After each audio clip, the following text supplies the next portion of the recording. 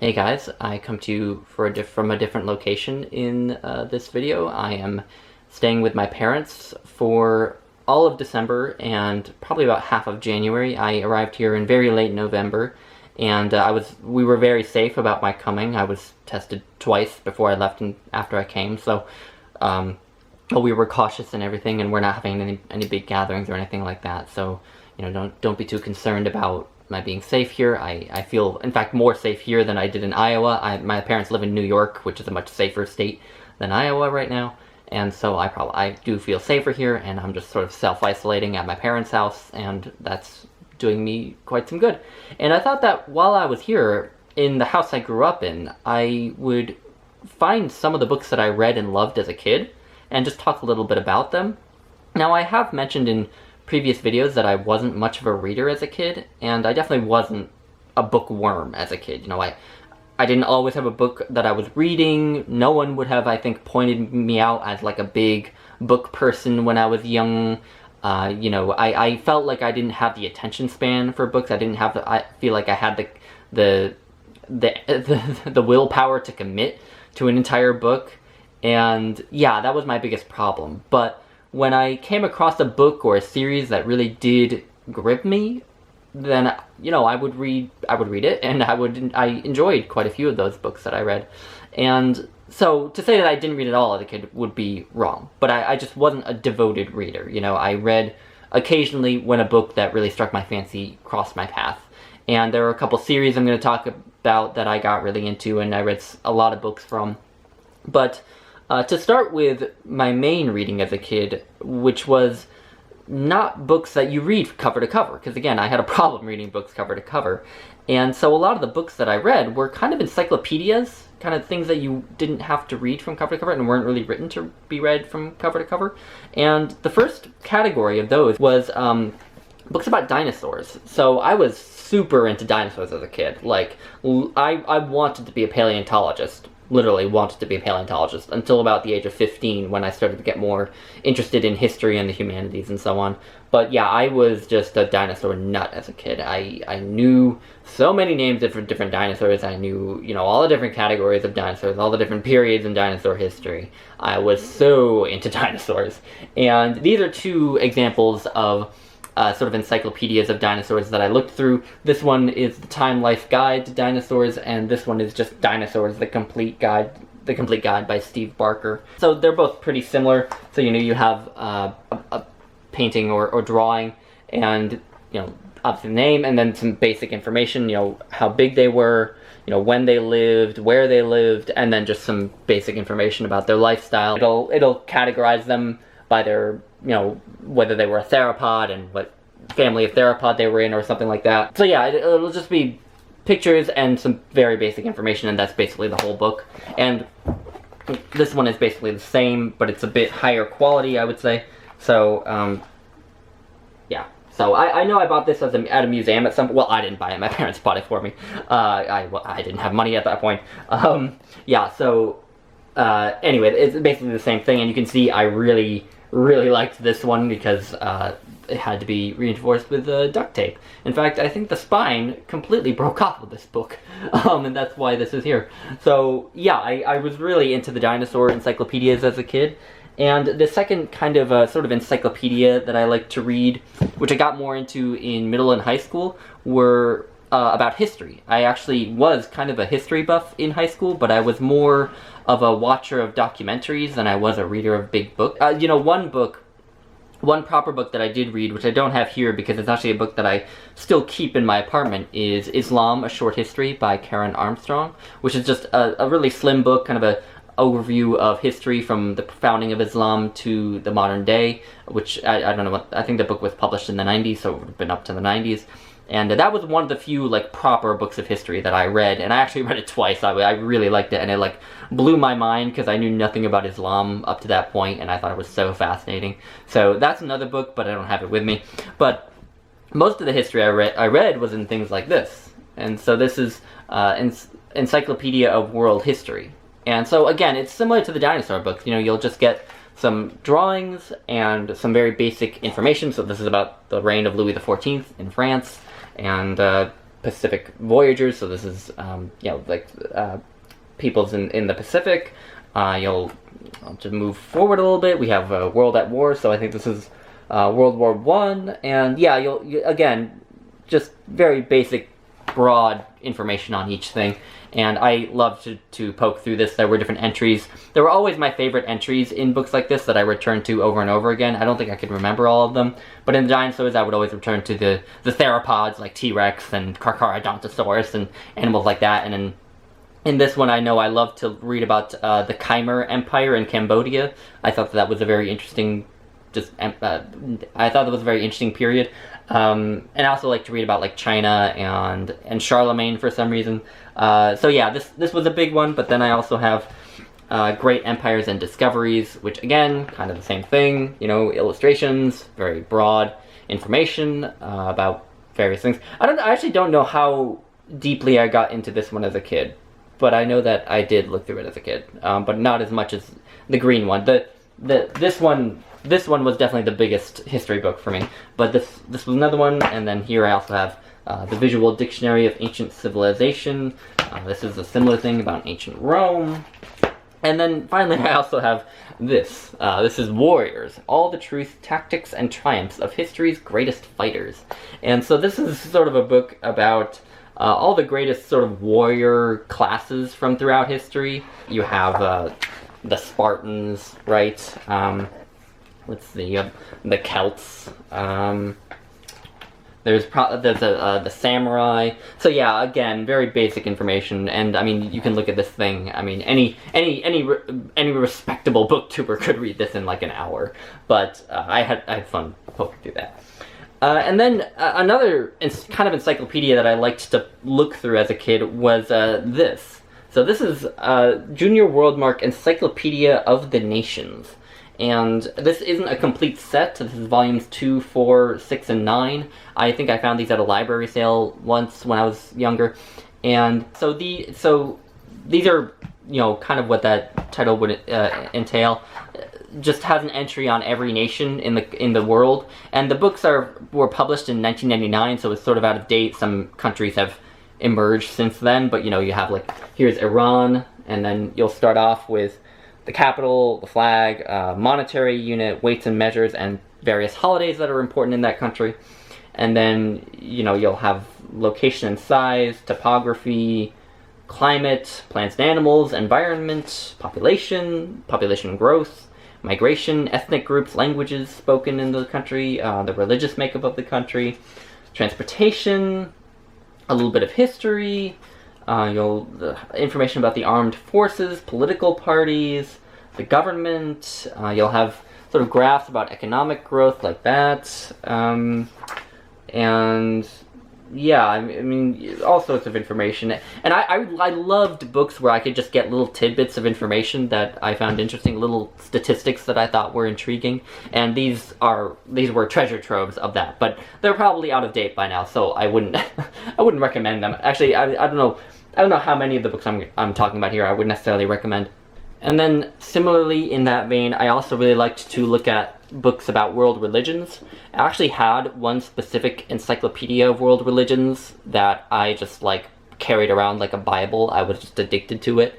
But unfortunately, I donated it, which I feel really bad about because that book has a lot of sentimental value and I could kick myself for donating it. But this was another one that I looked through, and yeah, again, same idea, basic info. This one probably goes a bit more in depth because it only covers a handful of religions. So this one covers Buddhism, Chinese traditions, Christianity, Hinduism, Islam, Japanese traditions, and Judaism. And so it might cover them in a bit more depth than some of the other books I've held up so far. But yeah, so this is an encyclopedia of world religions. I was fascinated by religion as a kid. And another thing that I read as a kid, which I also couldn't find, I thought I still had it, but I couldn't find it, was an illustrated children's Bible. Not because my family was religious. In fact, my family was actually, militantly non-religious. Yeah, I mean, I could count on one hand the number of times I've been to church, and yeah, I'm not religious or anything like that, but I was just fascinated by religion, and I think that it may have been because I grew up in an environment where religion was just not a thing, where it didn't tend to be brought up certainly wasn't practiced, and so I just got fascinated by it as a sort of exotic thing that other people did. But yeah, anyway, here's some images from the World Religions book. Yeah, so there will be. Yeah, anyway, so this is just an encyclopedia of world religions, but that other encyclopedia had more than this. Had like ancient pagan religions, it had obscure shamanistic religions from, rural Russia, and it had so much in it, and I wish I could show it to you, but kick me. But and then the last two kinds of books in this vein that are kind of encyclopedic and things that you don't necessarily read all the way through. The first of those two is my skating books. I read a lot of figure skating books like that, and I got really, really into these sort of things, especially in high school when I got a lot more serious about my skating. But this is Sports Illustrated figure skating, and so this will have images for different maneuvers and turns and such. And yeah, I was addicted to looking through these things. I mean, figure skating is just a fascinating thing, really. I know I'm biased because I did it for years, but I just loved reading through just descriptions of how things are done. I didn't even really need them described to me because I did a lot of these things, but I was just so into it that I wanted to read about it over and over again as I did it, almost every day. And yeah, so this was one that I looked through. This is another book like that by Carlo Fassi, who was actually the coach of Peggy Fleming, Dorothy Hamill, John Curry, and Robin Cousins. So he has some chops. And so this is a similar thing. And this one is interesting because this book was written back when school figures were still done in figure skating. And so school figures, these days most skating is jumping and footwork, and in ice dance, you do footwork and lifts and so on. But in the old days, you had to do, at least in freestyle, in single skating, you had to do school figures, which were basically, going around on a circle 8 and doing turns and edges and different things. And you would just do that as a way of building up your basic skating skills. And so this book was written back when those were still done. We don't do them anymore, which I think is actually kind of a shame, because they were really good at teaching, edge control and many other things. And so this has a lot about school figures in it and how to do them well. And I found that super interesting because that's just a world of figure skating that I don't really know through my own coaching, because we weren't doing them when I was an up-and-coming skater. So I found this incredibly fascinating to read through that first part. And yeah, so that's another one. And then finally, I have one book here that I actually did read cover to cover, and that is The Essential Figure Skater. And this was written by Patty Tashman, Nikki Shallon, and Bernie Shallon. Now, Nikki Shallon, one of the authors, was my first coach in skating, and so this has some sentimental value to it as well. There she is in the middle on the back. That's her, Nikki Shallon. She's now known as Nikki Coleman. But yeah, this is just a basic guide to skating, a guide to sort of how to best introduce kids to skating, how to prepare for competitions, how to get psyched up for a competition, how to practice well, and it covers the different disciplines of figure skating. So you have freestyle, you have ice dance, you have pairs, and it also covers things like ice etiquette, like how to act when you're on a practice session, how to be respectful to other skaters. And going to tests. In figure skating, you have to actually take tests, like not written tests, but you go out and you do maneuvers and you get judged, and you get judged on whether you should pass the test. And so this covers all of that, and it even has things like what to include in a skate bag.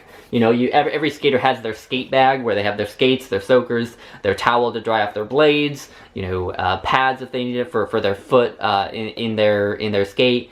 And all sorts of things, and so yeah, this just covers basically how to be a figure skater, and it was a lot of fun to read, but it's been a long time. So, and then finally, the last aspect of this whole reading of sort of encyclopedic things or things that you wouldn't read all the way through is a cookbook. This is Cooking from Quilt Country, and this is recipes. This is Amish recipes, and I just found this at a garage sale once, and it sort of launched me into a very brief but very fun obsession with cooking. And so I ended up acquiring a bunch of cookbooks in like my junior and senior year of high school. And yeah, I'm not that into cooking anymore, but for a brief time I was very into cooking. And so this is Amish cooking, which tends to be quite heavy, you know. But yeah, so that's the last aspect of that. And then finally we come to sort of probably the more conventional side. So there were two big book series that I was into as a kid, and the first one was the Guardians of Ga'Hoole series, which takes place in a fantastical world that's dominated by owls, it's not really dominated by owls, but you know, owls have like a civilization, and they have like, you know, they wear armor and use weapons and have, you know, technology and so on. And it was a fun series. I really liked it. I know I read some of the books more than once, and it definitely went on for too long. As you can see, there were a lot of them, and this isn't even complete. I'm missing book 1, I'm missing book 8, and then I'm missing books 13 and 14. There are 50. Actually, I think there's 16 books in total. I might be missing the 16th.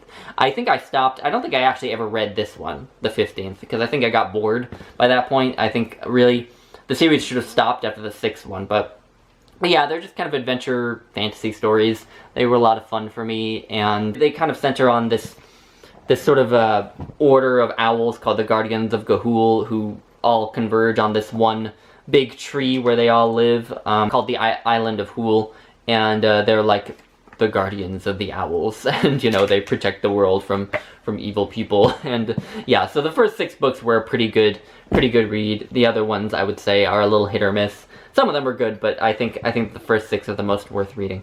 And then finally, the last reading obsession of mine as a kid was the Warriors series. So these are a series of books about wild cats who live in 4 different clans in this forest, really close to human civilization.